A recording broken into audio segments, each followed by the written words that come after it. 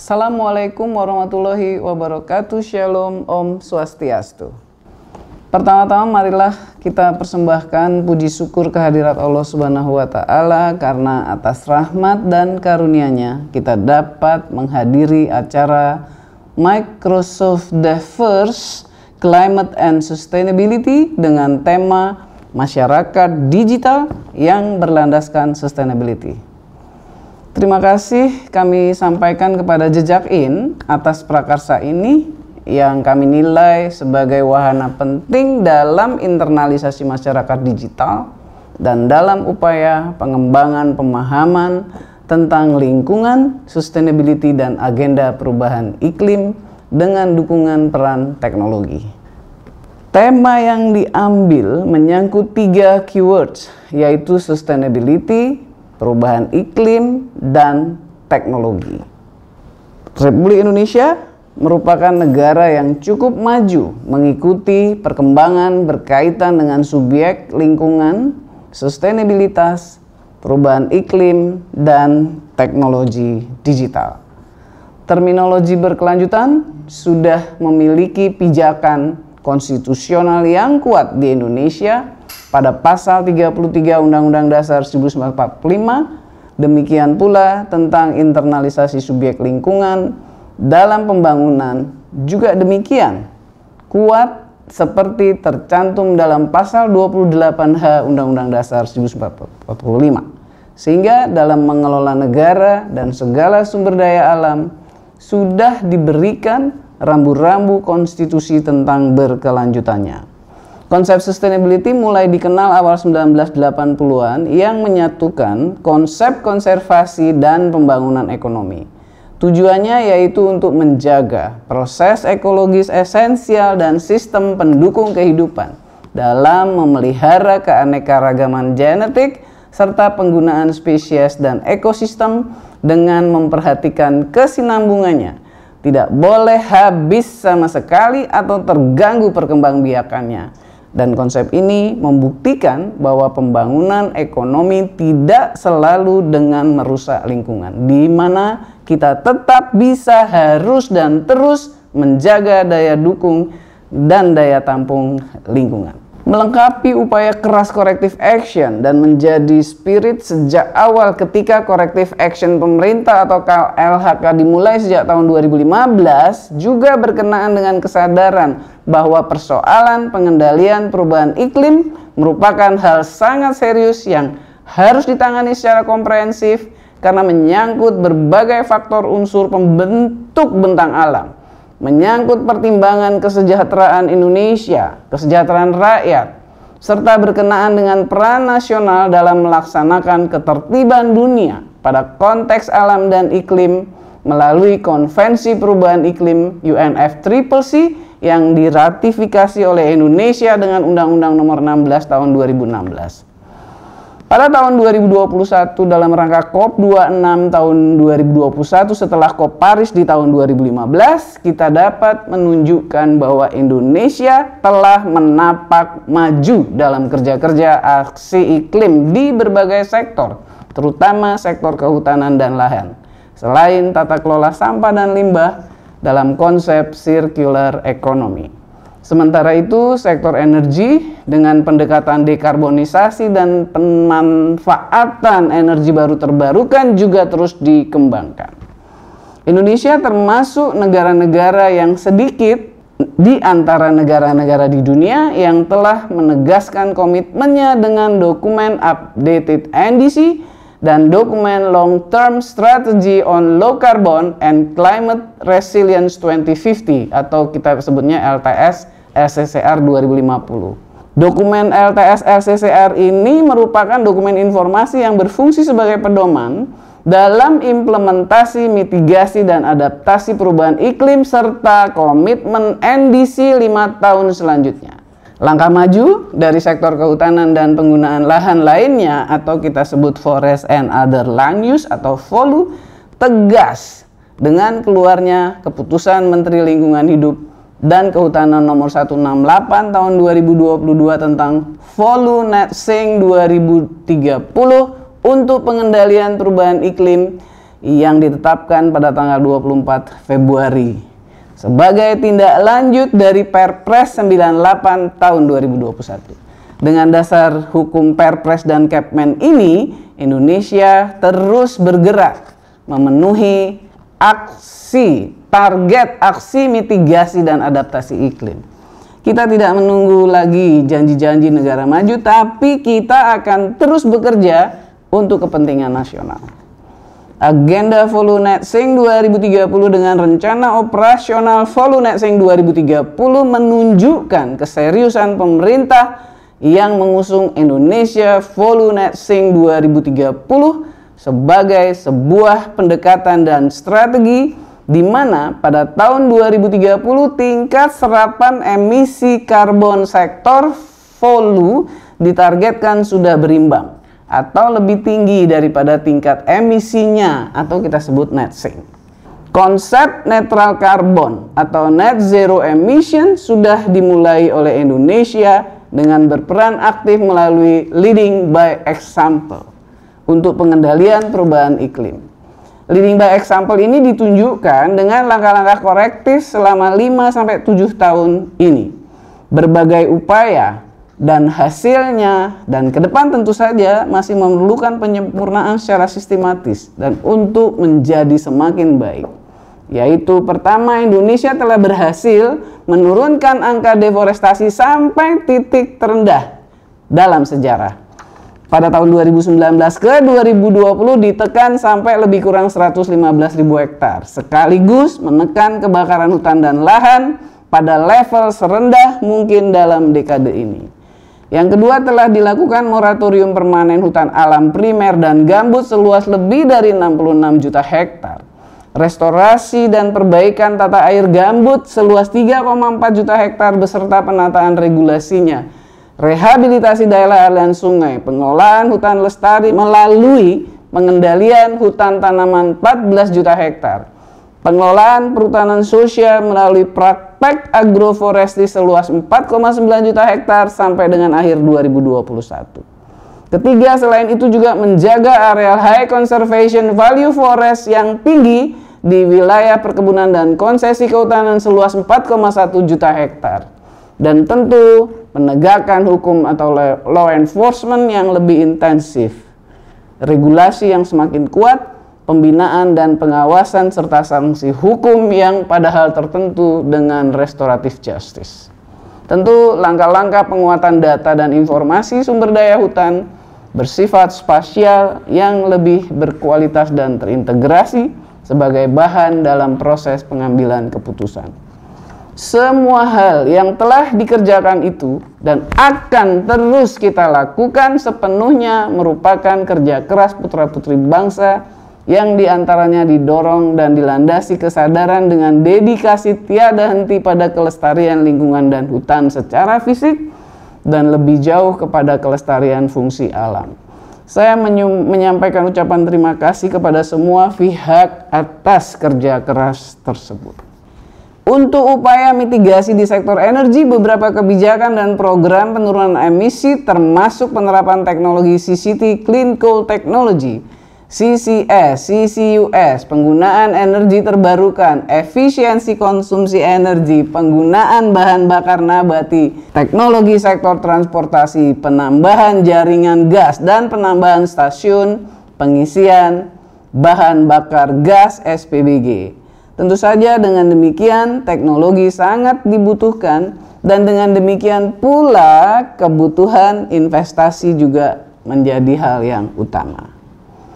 Beberapa kebijakan dan program mitigasi pada sektor limbah sendiri meliputi penerapan landfill gas, LFG recovery, peningkatan untuk pemanfaatan sampah dengan kompos dan aksi reduce, reuse, and recycle, upaya pengembangan pembangkit listrik tenaga sampah, serta penanganan limbah padat industri pulp and paper, kertas melalui pemanfaatan sludge dan pembuatan IPAT.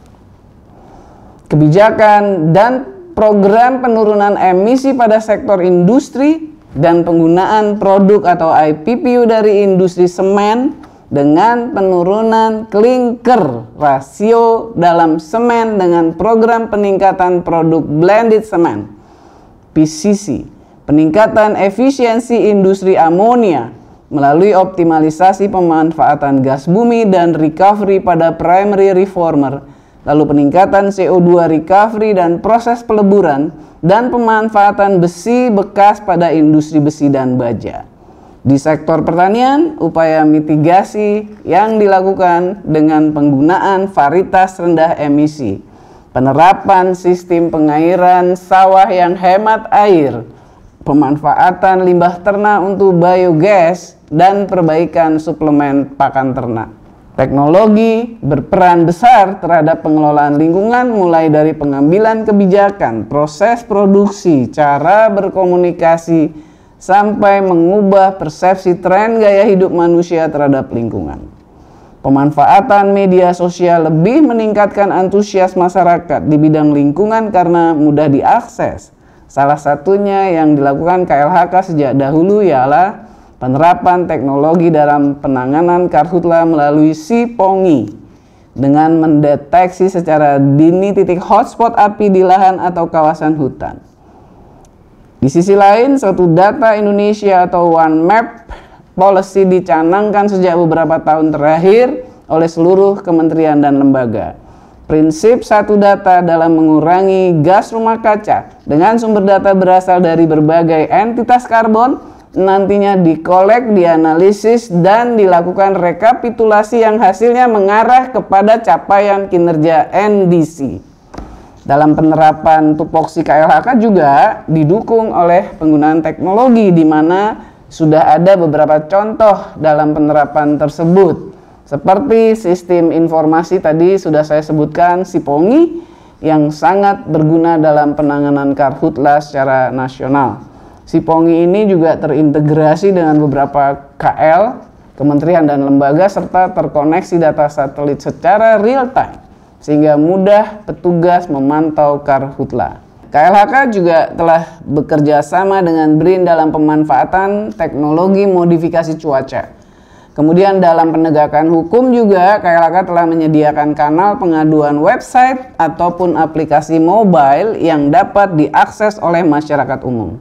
KLHK juga menghitung inventory gas rumah kaca di mana pada sektor kehutanan perbandingan hasil inventarisasi GRK terhadap business as usual pada tahun 2020 telah berhasil menurunkan emisi gas rumah kaca sebesar 580 juta ton CO2 lebih atau sekitar 75,99% penurunan dari business as usual. Dalam hal edukasi pun KLHK juga menyiapkan program-program e-learning yang memanfaatkan platform-platform media sosial mainstream yang tersedia, sehingga hal ini diharapkan dapat meningkatkan kompetensi di bidang lingkungan hidup dan kehutanan. Jadi, seperti kita pahami bersama bahwa era baru digitalisasi akan terus senantiasa berubah mengikuti perkembangan teknologi dan dalam hal pengelolaan lingkungan hidup yang kedepannya juga harus membuka dan beradaptasi terhadap perubahan era ini. Kita juga melihat secara jelas bahwa saat ini terdapat perubahan dalam hal kepemimpinan, di mana pada masa lalu kepemimpinan lebih bersifat mengarahkan atau direktif, namun saat ini sudah berubah ke arah pengayoman atau partisipatif. Di era sekarang, generasi X pada umumnya merupakan pemimpin puncak di berbagai organisasi atau perusahaan. Hal ini pun kita lihat juga pada sisi pemerintahan, di mana yang terhormat Bapak Presiden sangat menghargai dan memberikan apresiasi yang tinggi terhadap pemikiran kaum muda dan kemampuannya dalam inovasi teknologi digital. Selain itu, saat ini juga terdapat tren baru di mana immersive technology sudah mulai menjadi tren, dan bahkan saya melihat terdapat beberapa penerapan teknologi ini pada bidang-bidang tertentu seperti media sosial hingga ke industri pertambangan. Saya mendorong teknologi seperti ini untuk dapat juga memberikan kontribusi terhadap pengelolaan lingkungan hidup, seperti misalnya edukasi lingkungan, pembuatan game dalam merawat pohon, merawat hewan, dan lain-lain yang dapat menimbulkan simulasi dalam bagaimana kita manusia menghargai alam dan lingkungan terutama bagi generasi muda. Kedepannya teknologi imersif ini dapat membantu pada skala yang lebih besar seperti simulasi penataan batas dari kawasan hutan yang sulit dijangkau manusia dengan pemanfaatan teknologi informasi spasial dan citra satelit, di mana hal ini telah diberikan ruangnya di dalam undang-undang dan PP. Pada tahun 2022, Indonesia memimpin forum G20 dengan presidensi G20 Indonesia. Tema yang dibawa dalam presidensi G20 tahun 2022 ini ialah Recover Together, Recover Stronger. Melalui tema tersebut, Indonesia ingin mengajak seluruh dunia untuk bahu-membahu saling mendukung untuk pulih bersama serta tumbuh lebih kuat dan berkelanjutan. Pilar presidensi G20 mencakup memperkuat lingkungan kemitraan, mendorong produktivitas, meningkatkan ketahanan dan stabilitas, memastikan pertumbuhan berkelanjutan dan inklusif, serta kepemimpinan kolektif global yang lebih kuat. 3 agenda utama G20 presidensi Indonesia meliputi: pertama, kesehatan terkait global health arsitektur khususnya post-pandemic, Economy recovery with digital transformation, dan yang ketiga energy transition. Untuk environment, Deputies Meeting Climate Sustainability Working Group, ada 3 isu utama yang dibahas, yaitu more sustainable recovery, enhancing land-based and sea-based action to support environmental protection and climate objectives, dan yang ketiga enhancing resources mobilization to support environmental protection and climate objectives. Dalam hal ini terdapat kesempatan pada G20 di Bali nanti, Indonesia dapat menjadi sumber inspirasi bagi negara-negara anggota dan dunia secara umum, bahwa kita mampu menerapkan prinsip pembangunan berkelanjutan dan bahwa terdapat keseimbangan peran antar berbagai negara dalam tujuan mulia melindungi bumi dan manusia dengan menjaga turunnya suhu bumi 2 derajat Celcius, bahkan diupayakan hingga 1,5 derajat Celcius. Indonesia kita punya peluang untuk memberikan contoh-contoh yang baik dan kerja serius dalam pengendalian perubahan iklim. Termasuk keseriusan bekerja itu juga bagaimana kita mengembangkan teknologi digital dalam kaitan dengan sumber daya alam dan khususnya kehutanan dan pertanian pada agenda Volunetzing 2030 yang dapat didukung kemudahan-kemudahannya dengan sistem teknologi digital. Saya percaya bahwa langkah ini akan menstimulir kerja dalam aliran kerja Workstream G20 yang berlangsung melalui Finance Track dan Sherpa Track, di mana dalam Sherpa Track akan terdiri dari 11 working group, KLHK termasuk satu di antara working group yaitu Environment and Climate Sustainability, dan 10 engagement group yaitu Bisnis B20, Wanita W20, Generasi Muda Y20, dan lain-lain akan dapat bertemu, mendiskusikan, dan memberikan rekomendasi bagi para pemimpin G20. Dan tentu saja berbagai event yang dilakukan sudah dengan memanfaatkan teknologi digital seperti virtual tool, showcase digital, dan proyeksi digital payment, dan lain-lain. Saya kira tidak ada pilihan lain kecuali kita hidup bersama beriringan dengan perkembangan teknologi, dalam hal ini teknologi digital. Akhirnya saya mengucapkan terima kasih sekali lagi kepada Jejakin, apresiasi yang tinggi, dan juga Microsoft atas prakarsa ini yang dapat memberikan manfaat bagi masyarakat Indonesia. Semoga Tuhan Yang Maha Esa merestui langkah kerja yang baik ini dan merestui upaya kita bersama melestarikan lingkungan dan menyelamatkan alam. Terima kasih. Wassalamualaikum warahmatullahi wabarakatuh. Shalom, Om Santi, Santi, Santi Om.